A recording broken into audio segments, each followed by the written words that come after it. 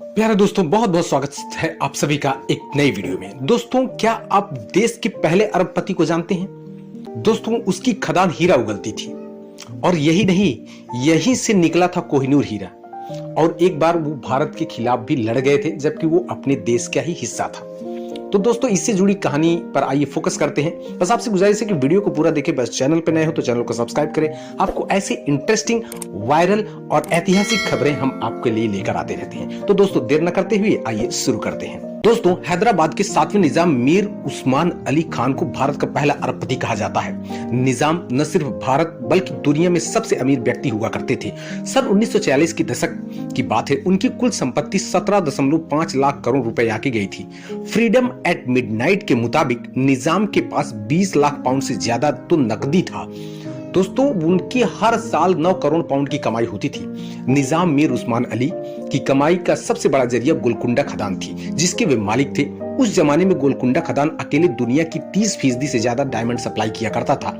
तब सिर्फ 2 बड़ी खदानें हुआ करती थी, एक दक्षिण अफ्रीका की और दूसरी गोलकुंडा की। इतिहासकारों के मुताबिक गोलकुंडा खदान की बदौलत निजाम की दौलत में बेशुमार इजाफा हुआ। निजाम की हर साल 9 करोड़ पाउंड से ज्यादा की आमदनी हुआ करती थी। निजाम की खदान से ही निकला था कोहिनूर। दोस्तों, गोलकुंडा खदान से निकलने वाले हीरे अपनी चमक के लिए मशहूर हुआ करते थे। इसी वजह से इसकी कीमत दूसरे देशों में मिलने वाले हीरों से कहीं ज्यादा हुआ करती थी।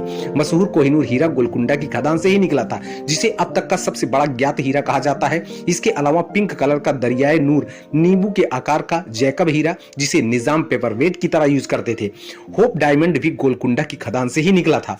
गोलकुंडा की खदान बेशकीमती हीरे उगलती थी। दुनिया के 4 सबसे बड़े गुलाबी डायमंड इसी खदान से निकले थे। कुछ साल पहले अमेरिका ने 212 करोड़ रुपए में नीलाम होने वाली गुलाबी कलर का प्रिंस डायमंड भी गोलकुंडा खदान से ही निकला था, जो उसने ले लिया था। यह हीरा भी कभी हैदराबाद निजाम की शान बढ़ा चुका था, फिर बड़ौदा की महारानी सीता देवी के पास पहुंचा। इसके बाद अलग अलग हाथों से होते हुए अमेरिका पहुंच गया। 1960 के बाद इस हीरो को सार्वजनिक तौर पर कहीं नहीं देखा गया। इतिहासकार डोमिनिक लापियर और लैरी कॉलिंस के मुताबिक निजाम मीर उस्मान अली की अमीरी का आलम यह था कि उनके महल में हीरे जवाहरात, सोना, कोयले के टुकड़े की तरह बिखरे रहते थे। भारत के बंटवारे के बाद जब देसी रियासतों का विलय हुआ तो हैदराबाद रियासत भी भारत में मिल गया। इसके साथ ही गोलकुंडा की खदान भी सरकार के पास आ गई थी। दोस्तों, एक बार ये लड़ पड़े थे भारत के ही खिलाफ। आइए जानते हैं इसको। हालांकि हैदराबाद का भारत में विलय भी आसान नहीं था। हैदराबाद की बहुसंख्यक आबादी हिंदू धर्म को मानती थी और वह भारत में शामिल होना चाहते थे, लेकिन निजाम इसके खिलाफ थे। पाकिस्तान की तरफ वो झुकाव रखते थे।